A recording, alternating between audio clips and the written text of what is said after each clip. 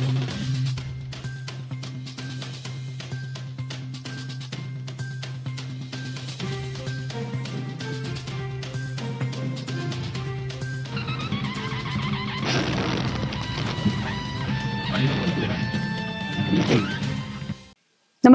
आपण पाहता Hirkani news. Hirkani news प्रत्येक क्षण ताज्या घडामोडी आणि महत्त्वाच्या प्रत्येक बातमीसाठी नेहमी तत्पर. विजयनगर पांडलेसवाडी गव्हर्नमेंट कॉलनीत 3 दिवस पाणी बंद. विजयनगर रेल्वे पुला शेजारी मुख्य जलवाहिनीला मोठी गळती लागली आहे. या जलवाहिनीच्या दुरुस्तीचं काम गुरुवारी 9 जुलै रोजी सकाळी 8 वाजल्यापासून युद्ध पातळीवर सुरू होणार आहे.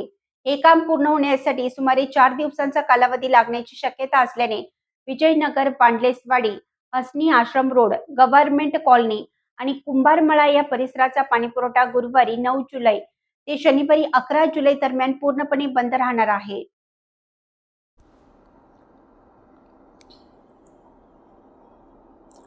हे काम पूर्ण होण्यासाठी सुमारे 4 दिवसांचा कालावधी लागण्याची शक्यता असल्याने विजयनगर, वांडलेसवाडी, हसनी आश्रम रोड, गव्हर्नमेंट कॉलनी आणि कुंभारमळा या परिसराचा पाणीपुरवठा गुरुवारी 9 जुलै ते शनिवारी 11 जुलै दरम्यान पूर्णपणे बंद राहणार आहे.